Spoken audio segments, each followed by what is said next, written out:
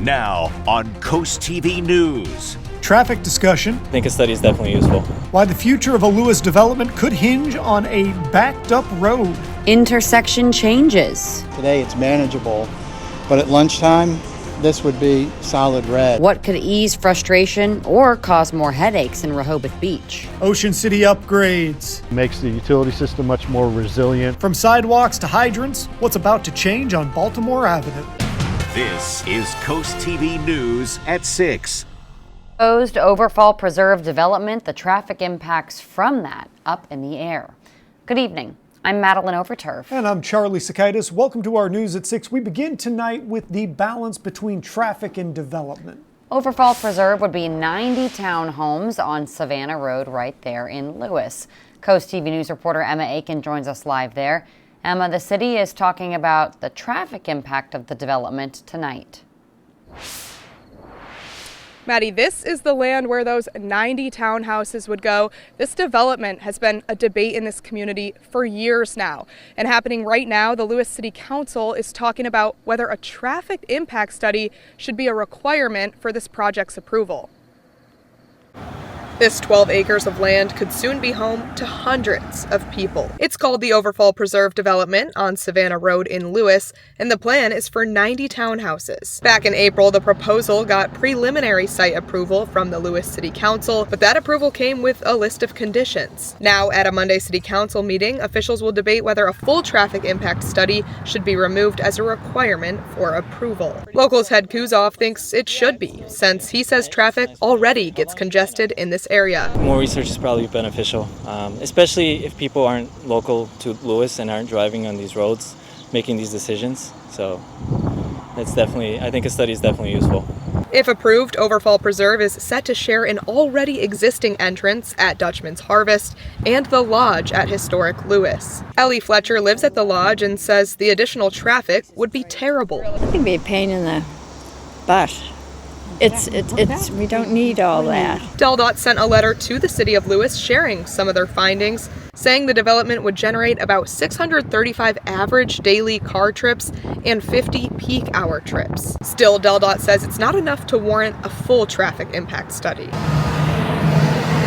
For now, the cars drive on, and it's up to the city to decide what road they'll take.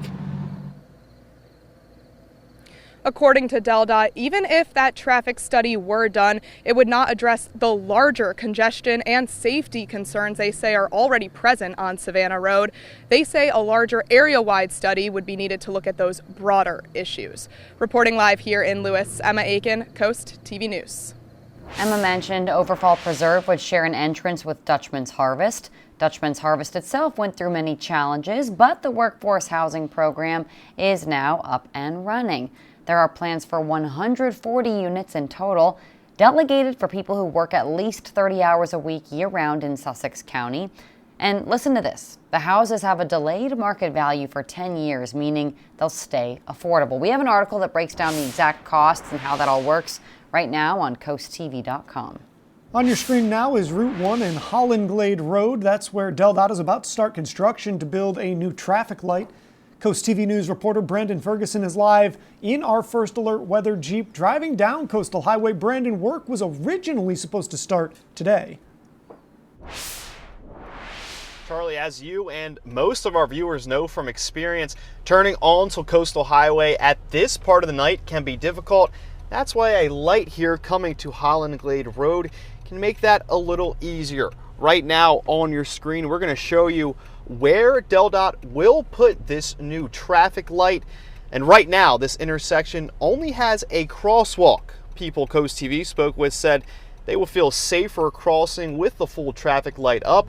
And one Rehoboth local says he could see how this would help, but how other areas could get congested because of it.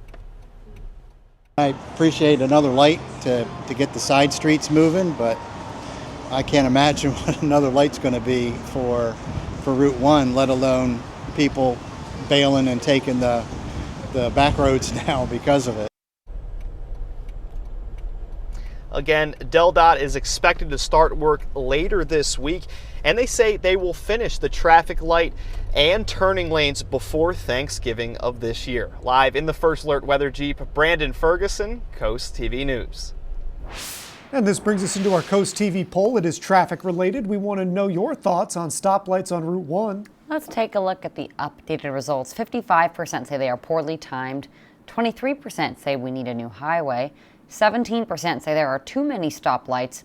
5% say not enough. That's changed a little bit since the 5 o'clock hour. The poorly timed has dropped a little bit there. Yeah. We've seen the numbers shuffle, and that happens a lot because every time you guys vote, those numbers change. You could go do that at coasttv.com or use our mobile app, and we'll show you updated results on Coast TV News at 11. Let's go ahead and take a live look into Rehoboth Beach as our First Alert Chief Meteorologist Paul Williams has a look at our forecast. Good evening, Paul. Good evening to you, Maddie. And we have blue skies all over the place. And we're going to have a few more clouds tomorrow, but that wind is going to really start picking up momentum starting tonight, particularly going into tomorrow. Rehoboth Beach right now, hey, very calm conditions, blue skyline, 69 degrees, cooler on the beaches than the, let's say, inland areas. We're going to stay in the 60s for the rest of the night. Now, as you take a look inland, we're at 75 degrees, for example, in Redden. It's 70 in Millsboro, Long Neck, Gumboro, 74 in Willards, 69 right now, Ocean Pines. Now, here are the winds coming out of the northeast pretty steadily. Now, we'll talk more about aggressive winds in a moment. Till then, back to you, Maddie. Paul, thank you. Plans to fix Baltimore Avenue are moving forward in Ocean City. Coast TV News reporter Kevin Zappé is live in Ocean City. Kevin, the project still in those beginning stages. Maddie, Charlie, the Baltimore Avenue Improvement Project is set to have several major changes. One of those being right behind me. As you can see, these utility poles, the project is set to put all of them underground. Now over here, the fire hydrants are on the west end. They're looking to bring them over as well to the east side. And if you follow me one more time over here, you'll see that the sidewalks are kind of narrow. The project is looking to increase that by 5 feet. Now this is set to happen between Northside Division and 15th Street in Ocean City. And according to the Ocean City manager, Terry McGeehan, increasing the sidewalks by 5 feet will require the town to use land that is rightfully theirs, but some places may have to move some of their things. If you go up to 7th Street, and you'll see there's a fairly new condominium there, and you'll see this huge landscape area in front. That's primarily unimproved right away. That's why all those buildings are set back so far. It's still a public right of way, although it may appear to be private property, it's not. On Tuesday, the town will discuss what to do with that extra land that they don't need for the project. I'm Kevin Zappé, live in Ocean City, Coast TV News. Thank you, Kevin. When and where recreational marijuana can be sold in Sussex County, that is back up for debate as regulations will be discussed at Tuesday morning's council meeting. The review comes after state-level pushback on the current rules, which opponents say are too restrictive. Now, Senate Bill 75 attempted to undo Sussex County's ordinance, but that was recently vetoed by Delaware's governor. Current regulations include the distance that shops would have to be from churches or schools and changing the required zoning district. I'm kind of opposed to it just because it's just something that leads to other things. Anything, cigarettes, tobacco, this here, it's all possible revenue for the county or state. County officials say the outcome of tomorrow's discussion will determine any steps taken next. One affordable housing project getting closer to reality. Little Living is looking to bring a neighborhood of cottage homes to Georgetown. The homes are a mix of 1 and 2 stories, costing $950 and $1,100 a month, respectively, with utilities. The project's president says they hope to have 22 of these homes off of Route 9 in Georgetown, bringing affordable housing to an area he says really needs it. Our target are seniors, veterans, and people that are struggling. They're working, but they're working paycheck to paycheck because the rents are so high. Georgetown's council is meeting tonight to look over the site plan for that cottage neighborhood. They're also expected to talk regulations for the site. We have more information about a crash that snarled Route 50 Friday afternoon. Here's a look from our Coast copter on the scene. Now we know police say a 39-year-old man was attempting to walk back to his car when he was hit by a Volkswagen. Police say he was taken to Tidal Health for his injuries. No word yet on his condition. Happening right now, Milford, a transportation study along Airport Road and US 113, that's being reviewed. The area lacks sidewalks and shoulders. With Milford's growing population, more offices and businesses along the road, the city says it asked for a corridor study and to identify potential safety improvements. The city council meeting began at 6 p.m. They plan to present findings and recommendations. We have a lot more news to get to tonight. The future of these acres of forest, how Sussex County gained a new wooded preserve. We have some slow-moving showers stumbling in our direction. More on that and what I'm tracking coming up. But first, clothing our kids, helping more students every year. We'll show you exactly how the nonprofit is expanding its reach when we're back in just 60 seconds. This is CoastTV News at 6. Clothing Our Kids, a local nonprofit in Sussex County, is stepping up again this year to help students in need get clothes, shoes, and more for their day-to-day. CoastTV News reporter Anna Sophia Roman shows us their most recent expansion. A new school year has begun, but Clothing Our Kids started receiving orders from school staff before the first day of classes. And for the first time this year, the nonprofit is delivering clothes to all 10 high schools in Sussex County. Bob Bluin, president of the organization, says delivering at the high school level is as important as all the other school levels. When you're a young adult and now you're going through high school, we want them ready to go to the next step, whether it go to college, to get a job. According to the organization, before this school year even started, they delivered over 100 boxes of clothes. If they don't have all of the necessities to be able to come into school, wearing new clothes, clean clothes, shoes, appropriate footwear, a lot of times those are the things that kids are focused on. They're not able to invest the time and energy they need to into their academics and into their classroom instruction. Clothing Our Kids has over 30 volunteers who are in charge of looking for clothes, packing orders, and delivering them. Karen Borges, Volunteer Center Director, has been part of the organization since it was founded 13 years ago. It is the most rewarding job to know that you are taking care of a child with a week's worth of clothes. And to fill that box, we fill it with love. Helping students in need, one box at a time. In Millsboro, Ana Sofia Roman, Coast TV News. Taking a look at our expectation for the golf forecast, looking pretty decent to be quite honest, at least good. Temperatures will be in the 70s, but humidity beginning to build.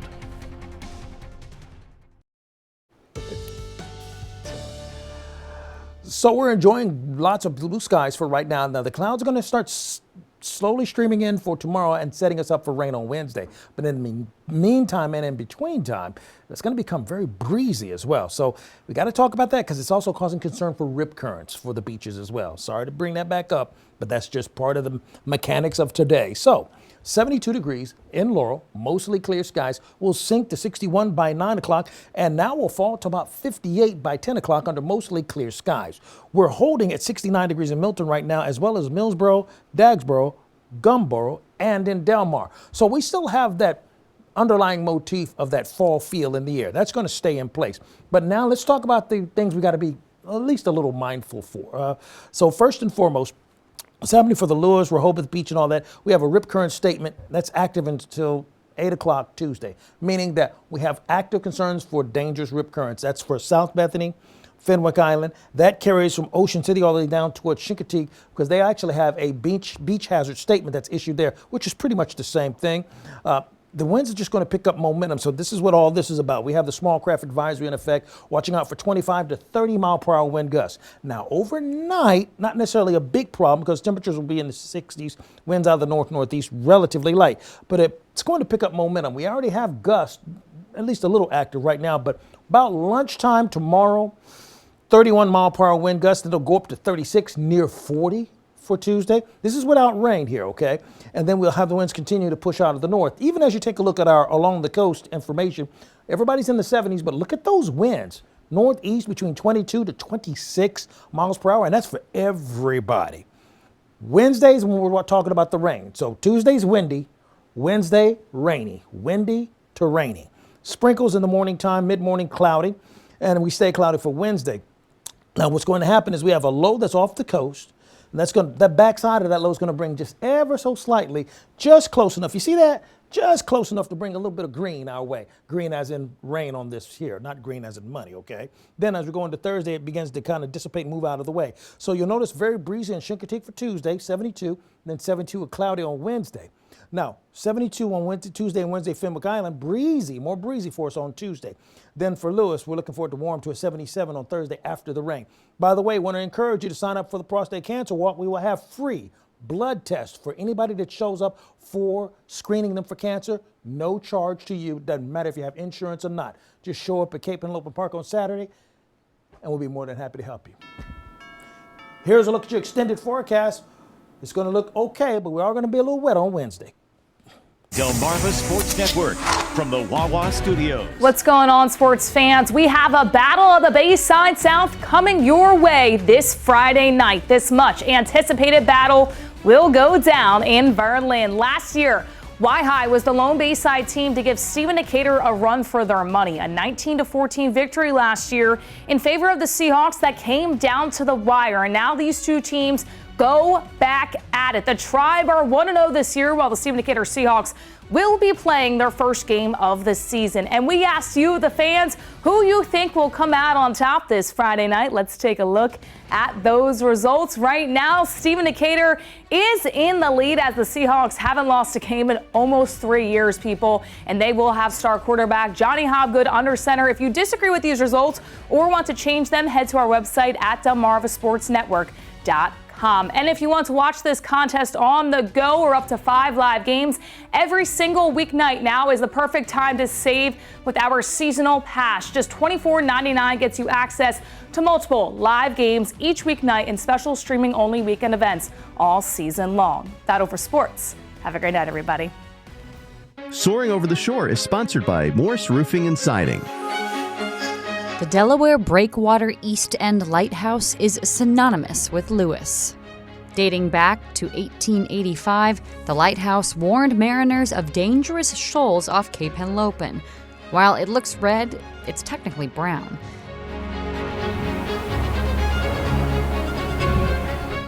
After being automated in 1950 and decommissioned in 1996, the lighthouse has been state property for decades and a beloved symbol on the coast.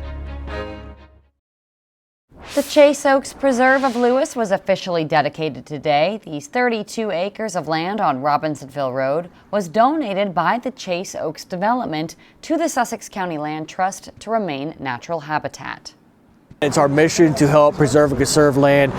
We have a great team of board members to preserve this, and at any opportunity you get a chance to preserve land in Sussex County, be it the eastern shore or the western shore of the county, is a great opportunity for all of Sussex Countyans. The next step is a master plan for the preserve you see there, which could be leaving it as is. One quick note, we're looking at our day part forecast. We're expecting for it to stay in the 70s with winds picking up momentum for tomorrow. Please keep that in mind. Your forecast is just a call away. Call 443-880-9100. Sponsored by the law offices of Bruckstead, Mandalis, and Federico. Finally, here's a look at your exclusive 10-day forecast. So one quick note, you're going to be very breezy for Tuesday, wet on Wednesday. Please keep that in mind. And of course, we want to remind you on Saturday, the Prostate Cancer Walk, where you can get a free blood test screening at Cape Henlopen Park this Saturday starting at 8 a.m. All right, Paul, thank you, and thanks for joining us here for Coast TV News at 6. For more news, more local weather, download our Coast TV News app. The NBC Nightly News is up next. And we'll see you later tonight for Coast TV News at 11. Have a great evening.